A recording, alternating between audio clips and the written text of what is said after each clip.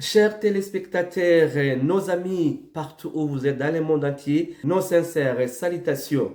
Saboun TV vous souhaite la bienvenue à cette conférence de presse tenue par Honorable Moïse Nyarugabo au cours de cette semaine à Goma sur la situation sécuritaire dans le haut plateau de Minembwe à Mulenge où se trouve le problème de l'armée burundaise envoyée par Evariste Ndayishimiye, président de la République du Burundi, et ses services de renseignement dans un plan maléfique visant à déraciner l'ethnie Banyamulenge et les Tutsis en général en République démocratique du Congo. Maître Moïse Nyarugabo, au cours de ce point de presse, a dénoncé un site de concentration de type nazi, un centre d'extermination des Banyamulenge par la famine dans leur village au moyen plateau d'Uvira. C'est un génocide silencieux organisé par l'armée burundaise. Autant de questions à se poser. Clip. Même s'ils essaient de nous tuer par la faim, mais cet encerclement sera un jour brisé. Et s'ils tirent sur nous, nous allons nous défendre. Et en nous défendant, ils vont perdre les leurs aussi. Ce sera pour gagner quoi? Ce sera pour quelle fin? Ce sera pour quel objectif? Ce sera pour quel projet? Pour prendre ce territoire et l'occuper? L'annexer au Burundi? Je ne comprends pas. Et c'est pourquoi j'interpelle et le gouvernement burundais et la population burundaise, mais aussi la région, l'EAC et d'autres régions d'Afrique. Pourquoi ils se taisent?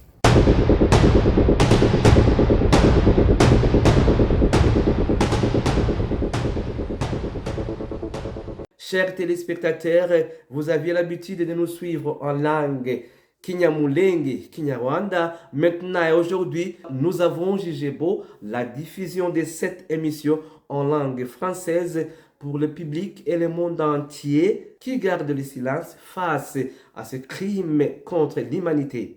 Écoutons la déclaration de l'honorable Moïse Nyarugabo pendant cette conférence de presse. Chers amis de la presse, je vous ai invité pour que nous puissions discuter ensemble encore une fois.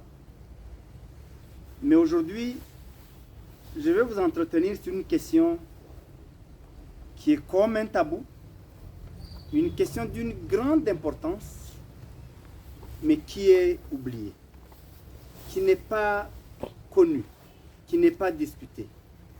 C'est la situation de l'armée burundaise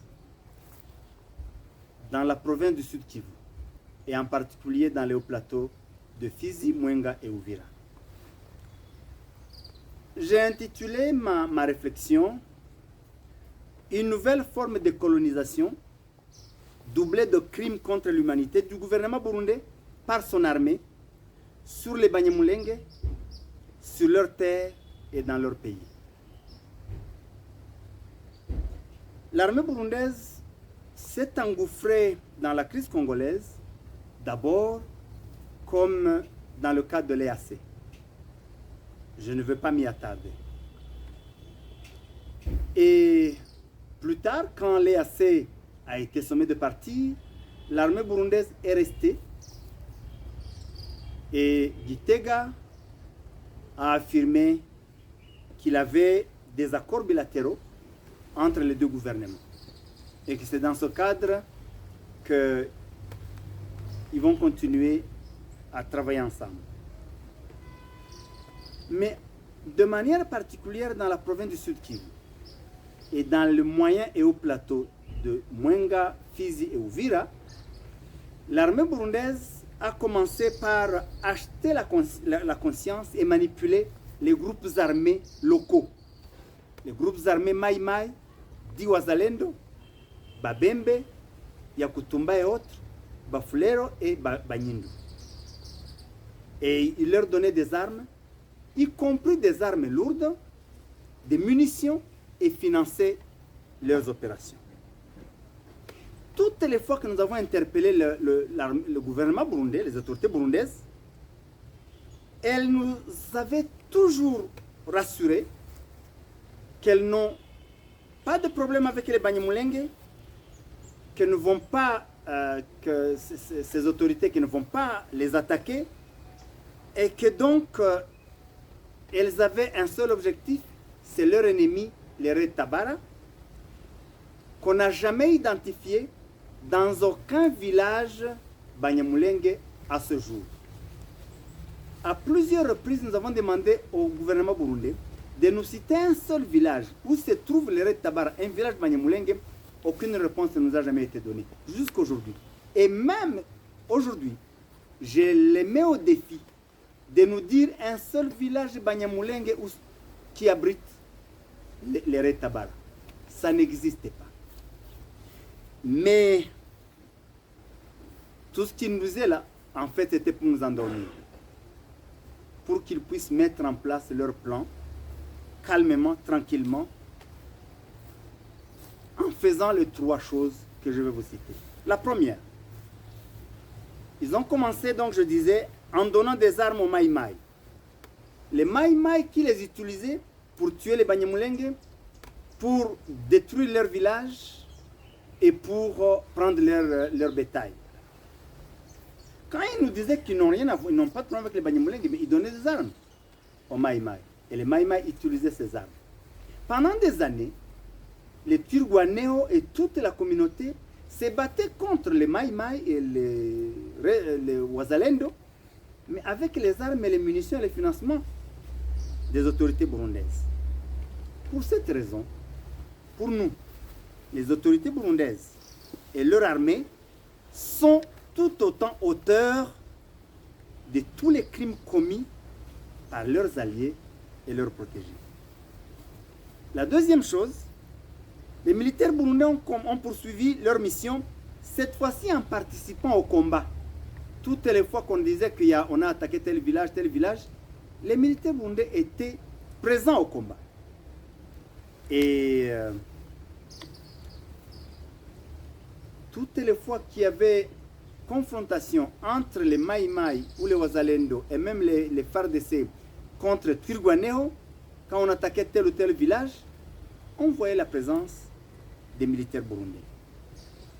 Et enfin, la troisième chose, depuis le début de cette année, 2025, ils ont acheté et récupéré complètement toute la guerre du régime de Tshisekedi, en tout cas au Sud Kivu. Et ils en ont fait leur affaire.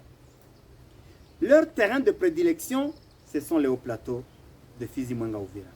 En effet, l'armée burundaise totalise à ce jour plus de 10 000 hommes seulement dans les hauts plateaux. C'est entre 12 et 15 bataillons répartis sur plus de 70 positions. Donc, comptez plus de 70 villages, collines, montagnes, ainsi de suite, où se trouvent des positions de l'armée burundaise. Les militaires qui traversent par la frontière de Kavimvira, les uns prennent directement les montagnes vers Kirungu, Kishembwe, Mitamba, Kajoka, Marimba, et Ruhura, Murambia, ainsi de suite. Et d'autres prennent la route jusqu'à Fizi, Baraka Fizi, et ils renforcent les positions des Milimba, Mulima, jusqu'au point zéro et même Rugezi. Mais le gouvernement burundais a jeté le pont sur la rivière Ruzizi, au niveau de Sangé. Et des milliers de militaires traversent par là. Ils prennent la direction de Lemera ou directement de Mulenge, et après, où ils ont une position, et jusqu'à Kagabwe. À Kagabwe, ils ont une base en deux positions. Et c'est par là qu'ils s'établissent maintenant sur les hauts plateaux, dans la partie du territoire d'Uvira, le groupement de Itara et de Kigoma. Et de là, ils contrôlent tous les hauts plateaux de ces trois groupements. Itara, Kigoma et Bijombo. Et ceux qui sont partis par Baraka et Fizi, ils contrôlent maintenant le territoire de Fizi et une partie de Mwenga. À ce jour, j'ai identifié plus ou moins 58 positions tenues par l'armée burundaise dans les hauts plateaux de Fizi, Mwenga et Uvira. Je vous donne à titre d'exemple. À Nyundo, ils ont 2 positions. À Gashengo, ils ont 2 positions. Mumiyaga, 2 positions. Nyamarogwe, 2 positions. Rushogo, 1 position. À Gitembe, 2 positions. L'une à Kigunda et l'autre à Mahira. À Bijojwe, 1 position. Ruvubu, 1 position. Kugasha, 1 position. Autour et au sommet du mont Kange, plusieurs positions. Au sommet de Mouhé, plusieurs positions. À Muziba, quelques positions. À Kigarama, 2 positions. À Gitavi, donc à Gashama, 1 position. Sur la chaîne Mukono, 2 positions. À Gasozo, 1 position. À Gitoga, 1 position. À Rubuga, 1 position. À Magunda, c'est pratiquement une base. À Masango, 1 position. Mumazi, 1 position. À Rudefu, 1 position. Nyaruhinga, au sommet de la montagne Nkware, 1 position. À Marimba, 1 position. Kanono, Mitamba, Rubarati, Mukumba, Gatanga, Murambya, Kiziba, Amugogo, Mugeti, Masoro, Maheta, Bijombo Centre, Kirumba, Karunga, Kuigitaka, Chakira Munturusi, Nyamara, Kamombo Centre. Partout là-bas, il y a 1 position, 1 position. À Mutenja, 1 position. Karumyo, 1 position. Kangwe, Kabara, Mikarati, à Mikarati, il y a 3 positions. Kigazura, 1 position. Filo, 1 position. Gitasha, 1 position. Mungezi, Makaina, Bilalombili, ce sont nos villages. Dans plusieurs de ces villages, nous avons nos parents. Ils savent que je dis la vérité. Alors, il y a donc lieu de se demander un pareil déploiement d'une armée étrangère sur un territoire d'autrui, 10 fois plus que l'armée nationale, et ce supplétif Wazalendo vise quel objectif? Partout, tous ces noms que je viens de vous donner, il n'y a pas 10 positions de l'armée des FARDC. C'est quoi cette affaire? La question, c'est à ça que je vais répondre aujourd'hui. Je disais, cette question vient de trouver réponse avec le nouveau développement depuis quelques semaines, à travers, d'une part, les actions des autorités de l'armée burundaise. Premier élément de réponse. L'armée burundaise, qui est la plus nombreuse, la mieux armée dans les hauts plateaux, avec quelques FARDC et les Wazalendo, qui sont tous sous ses ordres, viennent, par cette mise en place progressive, de fermer un encerclement de tous les villages Banyamulenge afin de boucler un camp de concentration du type nazi. Un centre d'extermination au modèle de celui du Troisième Reich. Au lieu d'ouvrir le marché par la libre circulation de Moulima vers Minembwe, comme ils avaient promis, l'armée burundaise a mis une position à Mikalati, servant à fermer la seule voie qui menait de Minembwe au marché de Mitamba, où la population pouvait accéder aux produits vitaux et de première nécessité. Ceux qui ont essayé de quitter Minembwe par centaines pour aller à Mitamba dans ce marché-là de lundi, ils sont partis le jeudi 16, vendredi 17, samedi 18. Ils ont été arrêtés, humiliés, bloqués, maltraités et renvoyés de force à Minembwe par les militaires burundais, avec les Wazalendo bien sûr. Pire, ces militaires burundais viennent de demander aux Banyamulenge de quitter Mikenge chez eux, un de nos villages, en disant qu'après avoir discuté avec leurs alliés, de Wazalendo, Bafulero, Babembe, Banyindu, qu'ils estiment que les Banyamulenge doivent se retirer de Mikenge pour que eux, les Burundais, et leurs alliés viennent s'y installer. Visiblement, la suite sera de leur demander de quitter Minembwe et disparaître.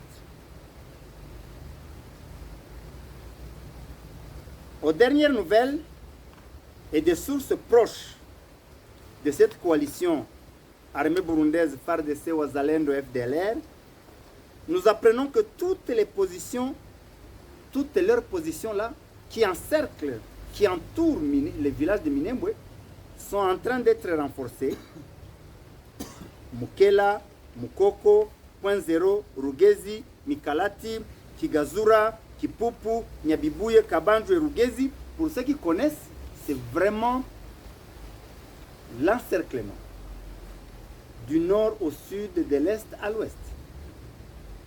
Qu'ils sont en train d'être renforcés afin d'attaquer Minembwe et Mikenke le même jour, à la même heure. C'est ainsi qu'ils exigent des choses inacceptables. Ils considèrent que les Banyamulenge n'ont pas de choix. Ils doivent céder à leur chantage parce qu'avec pareil encerclement, celui qui ne mourra pas de balles mourra de faim ou de maladie, dès lors qu'ils n'ont plus accès ni aux denrées vitales, moins encore aux médicaments. D'autre part, la réponse à ma question, ne dit-on pas que ceux qui se ressemblent s'assemblent?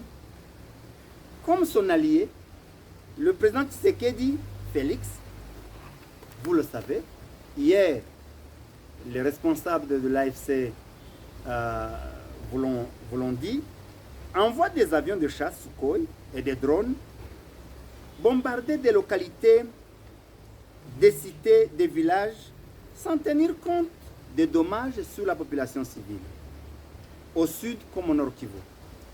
Il détruit sur son passage les ponts, en Petit, à Walikale, en Zibira, des entreprises, des mines, de toutes sortes d'infrastructures à Twangiza, et les localités comme Bwiza, Bibwa, Nyarushamba, Kibwa, Bitonge, Ruki dans le territoire de Masisi, Giseguru dans le Rutshuru, Mikenke Rugezi dans le Mwenga et dans le Fizi au sud Kivu, sont régulièrement bombardés par les avions et les drones du gouvernement de Kinshasa, dont la dernière attaque d'ailleurs sur Twangiza date d'hier matin, jeudi 23 octobre 2020.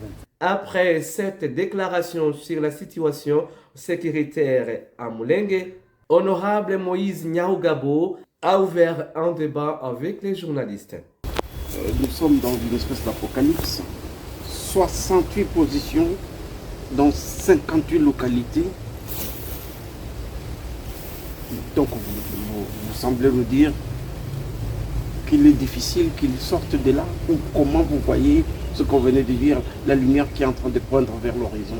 Ça semble anecdotique maintenant. 2 ou 3 éléments de réponse, Magloire. Le premier élément, c'est que tous ces villages, toutes ces positions, ce n'est ni à Gitega, ni à Kirundo, ni à Chankuzo, ni ailleurs au Burundi. 1, c'est au Congo. 2, c'est au Sud Kivu. 3, c'est à Mulenge. C'est la terre de nos pères et de nos grands-pères, de nos arrière-grands-pères. Quand j'ai dit que nous n'allons pas plier, j'y crois. Ils ne peuvent pas penser, même avec l'armada avec lequel ils sont là, qu'ils vont nous faire plier. C'est impossible. Nous nous battrons jusqu'au dernier. Si ils sont venus et ils sont prêts à faire cette guerre pour des années, eh bien, bonne chance. Mais c'est sur nos terres. Nous sommes prêts à mourir pour nos terres. Eux sont prêts à mourir pourquoi? Parce que je ne sais pas quel est le prix pour lequel ils sont en train de tuer les Banyamulenge, les chasser de leur pays. Et pour en faire quoi? Deuxième élément de réponse. Justement, cette conférence de presse, ou ce point de presse, je le tiens pour informer le peuple burundais, afin qu'il interpelle leurs autorités et leur armée, qui leur demandent, quand ils tuent les Banyamulenge par la faim, qu'est-ce que les Banyamulenge ont fait au Burundi et au peuple burundais? Qui les interpelle, qui leur demande de sortir de ce bourbier? Le troisième élément de réponse, c'est en faisant ce point de presse. C'est pour que le monde sache ce qui se passe. Ce qui se passe derrière les rideaux. Aujourd'hui, c'est visible, c'est à l'œil nu. Je viens de le dire. Je viens de donner toutes ces positions que la communauté internationale demande au Burundi. 68 positions dans ces montagnes. Pourquoi faire? Qu'il nous démontre les villages où il y a les Red Tabara, nous allons les aider à les combattre.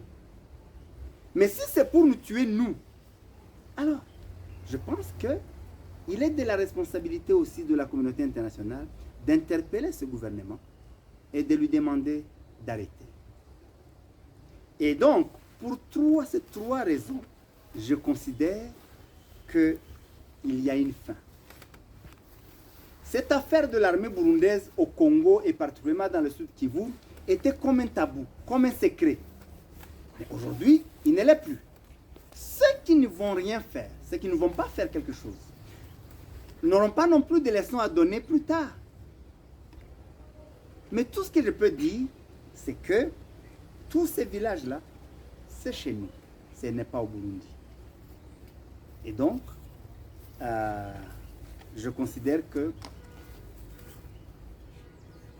il est temps que les autorités burundaises voient le prix qu'ils ont reçu pour nous faire du mal, si ça vaut vraiment la peine. Sinon, qu'ils se retirent, il est encore temps. Et nous allons toujours vivre ensemble. Et je leur dis aussi une chose. Je dis ça toujours aux autorités burundaises. Nous sommes dans ces montagnes-là. Nous sommes quelque part, notre territoire, Uvira et Fizi, voisins du Burundi. Alors, même après Tshisekedi, nous allons vivre ensemble. Nos enfants et les leurs, ils doivent y réfléchir. Honorable, j'ai une question. La famine comme instrument utilisé pour exterminer les Banyamulenge.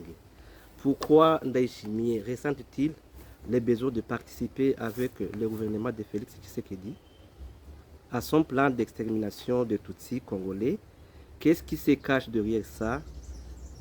Est-ce que les Banyamulenge n'ont pas droit à la vie, n'ont pas droit à la nation? Ce sont des brebis à tuer comme si rien n'était. Maintenant, c'est un génocide silencieux. Je me pose les mêmes questions que vous, monsieur le journaliste. Tuer par la faim, c'est véritablement un crime contre l'humanité. Ils sont conscients. Le lundi passé, aujourd'hui nous sommes vendredi, le lundi de cette semaine, ils ont fait passer un communiqué au marché de Mitamba. Ils ont arrêté la population qui venait de Minembwe vers le marché de Mitamba le jeudi, vendredi, samedi, du 16 au 18 octobre. Pour le marché de lundi, lundi 20, je crois, le lundi 20. Et au cours de ce marché de lundi 20, ils ont fait passer un communiqué en disant à tout le monde qui était dans ce marché-là que tout celui qui va oser prendre du sucre ou du sel ou du savon ou tout autre produit de première nécessité ou de l'huile ou du carburant pour amener à Minembwe, et il sera non seulement arrêté, mais châtié sévèrement. Et que ce communiqué soit donné par un Muzalendo, que ce communiqué soit donné par un militaire FARDC, en présence d'un colonel burundais, et il laisse faire. Surtout qu'à Mikalati, ce sont les militaires burundais qui ont même arrêté ceux qui allaient au marché. Nous-mêmes, on ne comprend pas. C'est pourquoi je me suis posé la question de savoir à quel prix ils peuvent accepter de participer à un pareil crime pour faire plaisir en fait, une sous-traitance criminelle, prendre la place de Tshisekedi pour faire ce crime-là, je ne comprends pas. Et je continue à croire que ce qui était secret vient d'être révélé. Le peuple burundais devait interpeller son gouvernement. Je ne sais vraiment pas pourquoi ils prendraient la responsabilité de verser le sang de Banyamulenge et pourquoi même leurs enfants mourraient dans ces montagnes parce qu'ils mourront. Ils ne vont pas nous tuer, même s'ils essaient de nous tuer par la faim, mais cet encerclement sera un jour brisé. Et s'ils tirent sur nous, nous allons nous défendre. Et en nous défendant, ils vont perdre les leurs aussi. Ce sera pour gagner quoi? Ce sera pour quelle fin? Ce sera pour quel objectif? Ce sera pour quel projet? Pour prendre ce territoire et l'occuper? L'annexer au Burundi? Je ne comprends pas. Et c'est pourquoi j'interpelle et le gouvernement burundais et la population burundaise, mais aussi la région, l'EAC et d'autres régions d'Afrique. Pourquoi ils se taisent devant un pareil crime?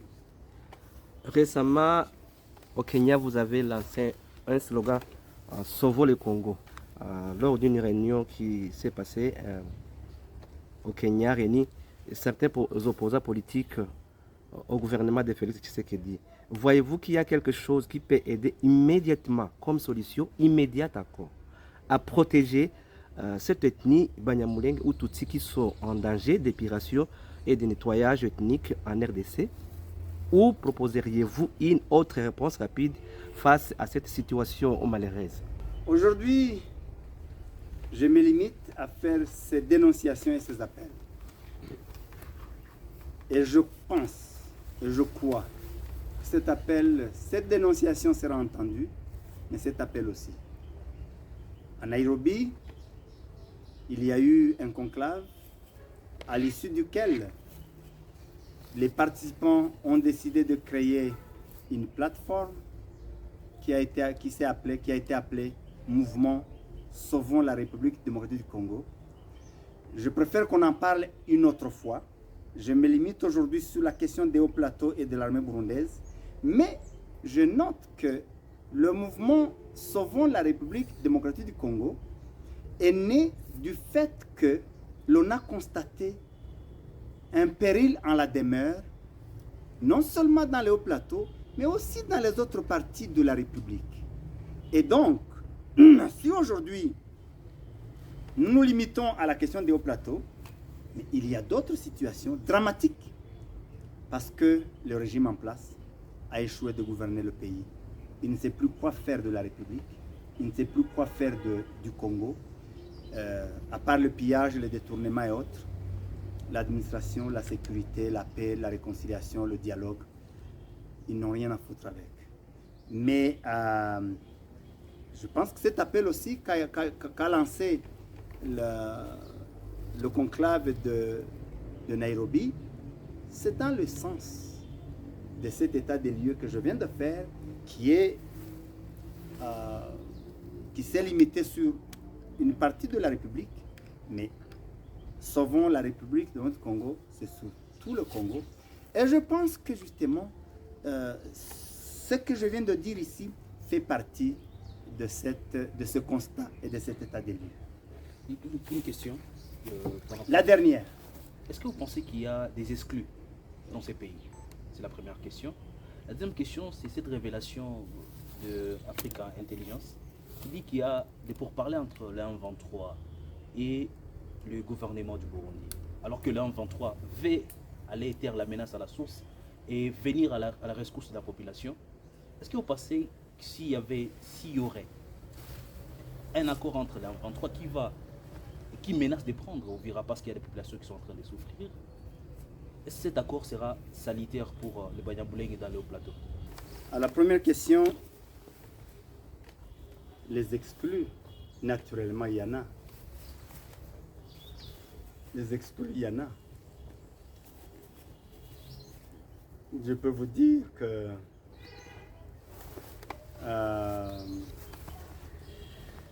c'est depuis longtemps que je parle de l'exclusion, de la discrimination.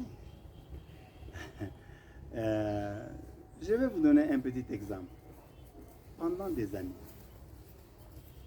depuis 2017, que les hauts plateaux font l'objet des attaques de groupes armés qui brûlaient les villages de Banyamulenge, qui prenaient leurs vaches et qui tuaient.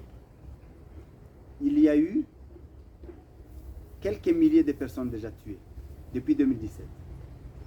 Il y a eu plus de 480 villages rasés. 480, pas 48. Il y a eu dans les autour de 500 000 têtes de bétail rasées, vendues dans les marchés où il y a des autorités de l'État. Non seulement le gouvernement de la République n'a jamais envoyé une aide humanitaire, tous les gouverneurs qui se sont succédés à Bukavu, vous n'avez jamais appris qu'il y a un gouverneur qui est monté à Partichambo, avec qui nous sommes allés là-bas, qui est monté là-bas, qui est allé voir cette population, qui a amené une aide humanitaire. Rien. Mais aussi, aucune organisation humanitaire n'est allée envoyer ceci, la farine, l'huile ou les médicaments. Rien. Comment on peut qualifier cette situation si ce n'est l'oubli et l'exclusion? Deuxième chose, toutes les fois que des avions que les enfants de Mulenge ont essayé d'envoyer des avions commerciaux avec des médicaments, le gouvernement de Kinshasa a utilisé des drones pour les bombarder. Des avions civils. Comment on peut qualifier ça autrement? Et à la deuxième question, je préfère, vous auriez pu la poser au AFC, à l'AFC M23. Parce que s'ils ont des contacts avec le Burundi, c'est eux qui peuvent le savoir. Et c'est eux qui peuvent répondre. Moi, je ne peux que faire un commentaire. Et le commentaire, c'est de dire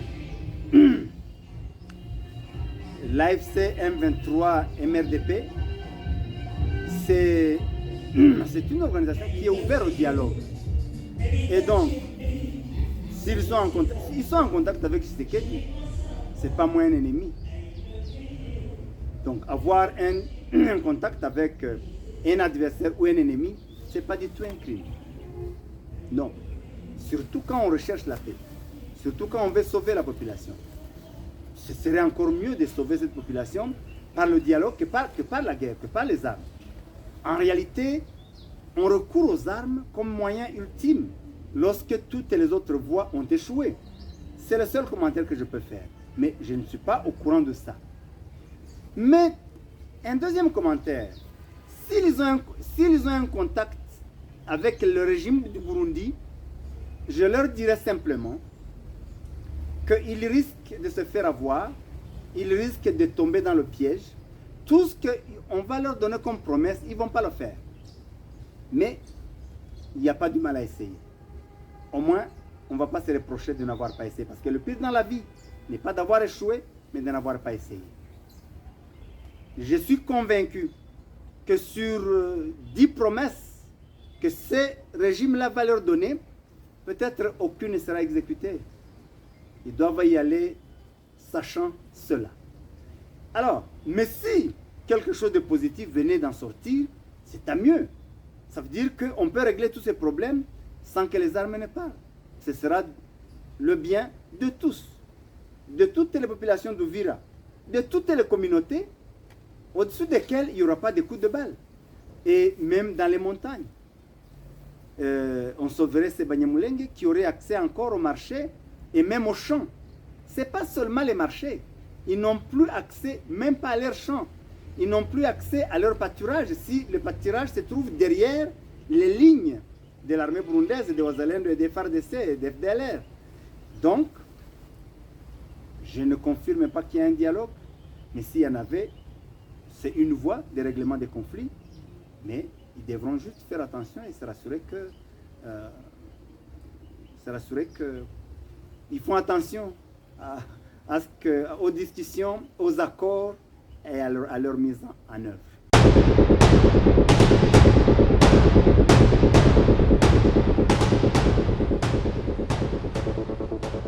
Merci beaucoup l'audience pour nous avoir prêté l'attention. À la prochaine occasion sur Sabuni TV. Abonnez-vous sur la chaîne crédible et fiable. Vous étiez avec Sabuni Olivier. Au revoir, à la prochaine occasion.